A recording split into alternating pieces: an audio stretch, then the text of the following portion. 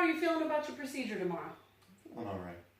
Well, there's something that I'd like to teach you about today rather than tomorrow, because tomorrow after your surgery, you'll be under the effects of the anesthesia and your mind will not be working quite as clearly, and it would just be an easier task to learn today. Are you up for that? Absolutely. Excellent.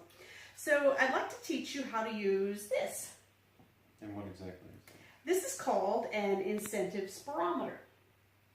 And one of the things that it is going to do for you tomorrow is to encourage you to expand your lungs and to take nice deep breaths after your surgery.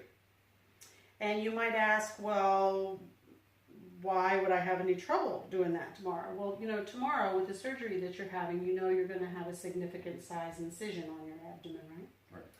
And so you can imagine that there might be some pain in that area. So what that means is that you are not going to feel very comfortable taking deep breaths. But it is important for you to take those deep breaths. Any idea why? So I can oxygenate the rest of my body.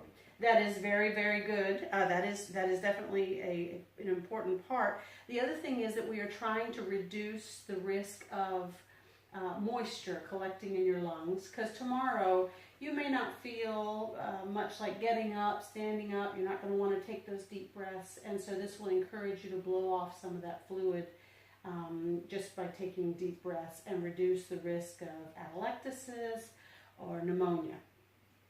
So, just a real quick lesson on how to use this. One of the first steps that many people forget is to extend the tubing and then to sort of make a gooseneck shape so that you're targeted towards you. You're left-handed or right-handed? I'm right-handed. Okay, so you'll put your left hand on this handle and steady with your right hand.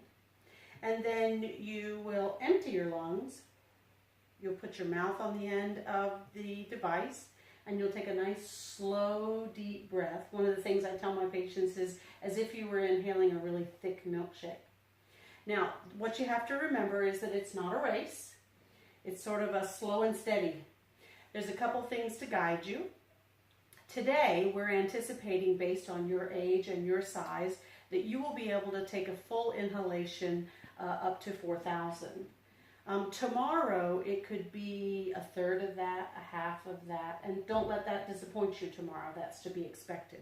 But today, based on your height and age, I'm anticipating you'll be able to do the full 4,000. Now, goals as you are using the device are to make sure that the little blue button here maintains within the two blue arrow areas, and that's sort of to keep you on speed, not too slow, not too fast. And then at the end of the inhalation, you're going to want to try to hold the breath for about 3 to 5 seconds. And then we're going to ask that you do this exercise about 10 times every hour while you're awake, and to take a little break in between each inhalation so that you don't get dizzy or lightheaded. All right, do you have any questions? Not at all. All right, well, so the other thing that's important is your positioning. So if you wouldn't mind, are you comfortable sitting up a little bit? Yes. All right, so you're going to sit up straight as you can and see if you can follow the instructions I gave.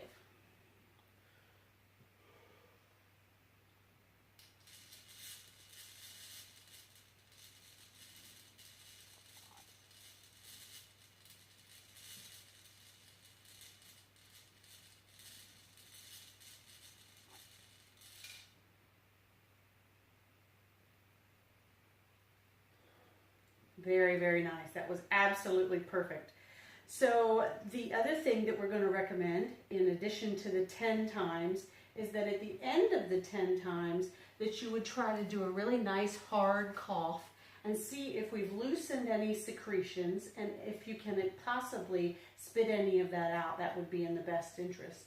So today, because you're feeling okay and you haven't been under anesthesia or asleep on the OR table for long, you shouldn't have any secretions, but tomorrow that might not be the case. Then as goal setting, I'd like to give you the chart.